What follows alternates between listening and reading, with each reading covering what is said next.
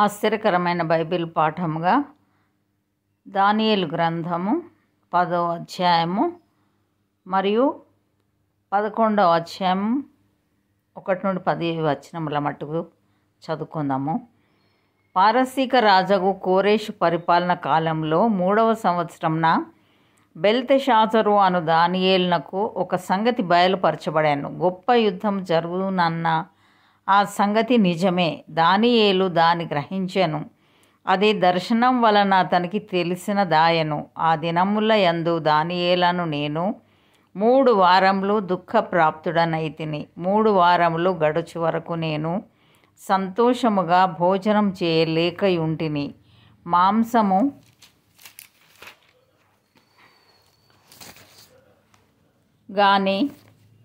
కానీ ద్రాక్షారసం కానీ నా నోటిలోనికి రాలేదు.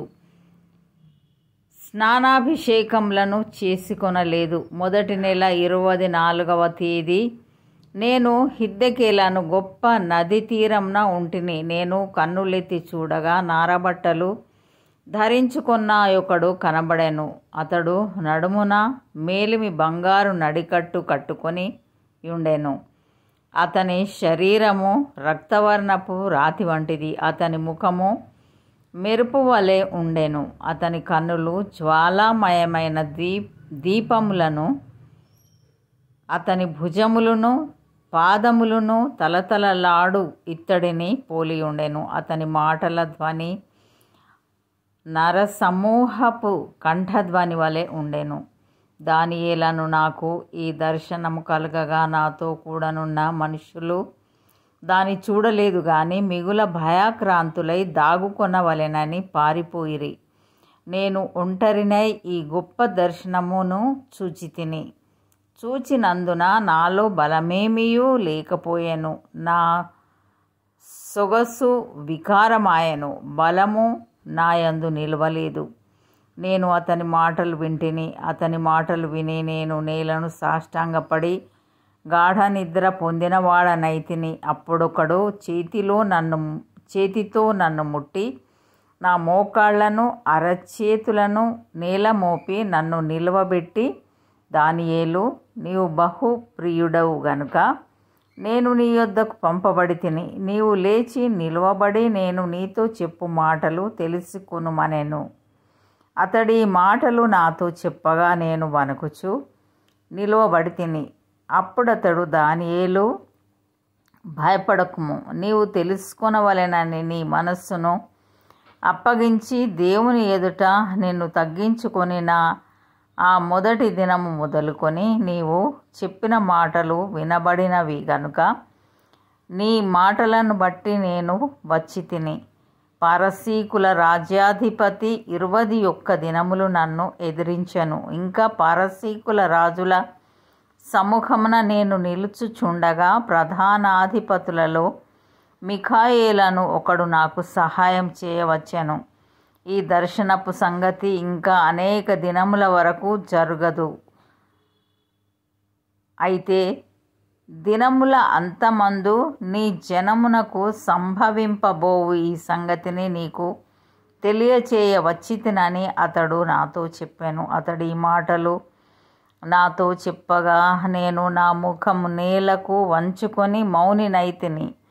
అప్పుడు నరస్వరూపియగు ఒకడు నా పెదవులను ముట్టగా నేను నోరు తెరచి నా ఎదుట నిలిచి ఉన్న వానితో ఇట్లాంటిని, నా ఏలినవాడా, ఈ దర్శనం వలన నాకు వేదన కలిగినందున నా బలము తొలగిపోయెను.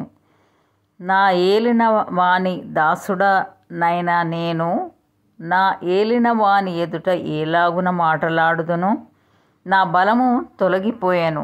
ఊపిరి విడవలేకయున్నానని చెప్పగా అతడు మరలా నన్ను ముట్టి నన్ను బలపరిచి, నీవు బహుప్రియుడవు, భయపడకుము, నీకు శుభమవును గాక, ధైర్యం తెచ్చుకొమ్మని నాతో చెప్పెను. అతడు నాతో ఇట్లనగా నేను ధైర్యం తెచ్చుకొని, నీవు నన్ను ధైర్యపరిచితివి గనక నా ఏలిన వాడవైన నీవు ఆజ్ఞ ఇమ్మని చెప్పి తిని. అతడు, నేనెందుకు నీ యొద్దకు వచ్చి తినో అది నీకు తెలిసినది కదా, నేను పరసీకుడగు అధిపతితో యుద్ధము చేయుటకు మరలా పోయేదను. నేను బయలుదేరుచుండగానే గ్రేకేయుల దేశం యొక్క అధిపతి వచ్చును. అయితే సత్యగ్రంథమందు వ్రాసినది నీతో చెప్పెదను. మీ అధిపతియగు మిఖాయేలు గాక ఈ సంగతులను గూర్చి నా పక్షముగా నిలువ తెగించిన వాడొక్కడును లేడు. 11వ అధ్యాయము 1-10 మట్టుకు. మాదీయుడగు దర్యావేషు మొదటి సంవత్సరమందు మిఖాయేలును స్థిరపరచుటకును బలపరచుటకును నేను అతని యొద్ద నిలువబడితిని. ఇప్పుడు సత్యమును నీకు తెలియజేయుచున్నాను. ఏమనగా, ఇంకా 3 రాజులు పారసీకము మీద రాజ్యం చేసిన పిమ్మట అందరికంటే అధికైశ్వర్యము కలిగిన 4వ రాజు ఒకడు వచ్చును. అతడు తనకున్న సంపత్తు చేత బలవంతుడై అందరినీ గ్రేకీయుల రాజ్యమునకు విరోధంగా రేపును. అంతలో శూరుడగు ఒక రాజు పుట్టి మహావిశాలమైన రాజ్యము నేలి ఇష్టానుసారంగా జరిగించును. అతడు రాజైన తర్వాత అతని రాజ్యము శిథిలమై ఆకాశపు నలుదిక్కుల విభాగింపబడును. అది అతని వంశపు వారికి గాని అతడు ప్రభుత్వం చేసిన ప్రకారము ప్రభుత్వం చేయువారికి గాని విభాగింపబడదు. అతని ప్రభుత్వము వేరుతో పెరికివేయబడును. అతని వంశపు వారు దానిని పొందరు గాని అన్యులు పొందుదురు. అయితే దక్షిణ దేశపు రాజును అతని అధిపతులలో ఒకడును బలము పొందెదరు. అతడు ఇతని కంటే గొప్పవాడై ఏలును. అతని ప్రభుత్వము గొప్ప ప్రభుత్వమగును. కొన్ని సంవత్సరములైన పిమ్మట వారు ఉభయులు కూడుకొనెదరు. మరియు వారు ఉభయులు సమాధాన పడవలెనని కోరగా, దక్షిణ దేశపు రాజకుమార్తె ఉత్తర దేశపు రాజునొద్దకు వచ్చును. అయినను ఆమె భుజబలము నిలుపుకొన నేరదు.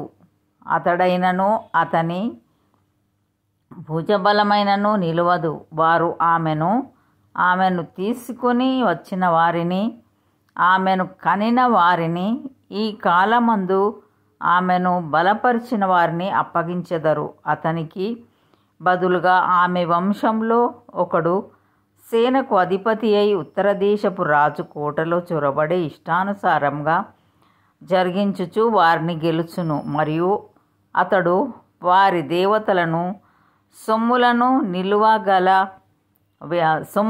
విలువగల వారి వెండి బంగారు వస్తువులను సహా చెరపట్టి ఐగుప్తునకు తీసుకొని పోవును. అతడైతే కొన్ని సంవత్సరములు ఉత్తర దేశపు రాజు ప్రభుత్వం కంటే ఎక్కువ ప్రభుత్వం చేయును.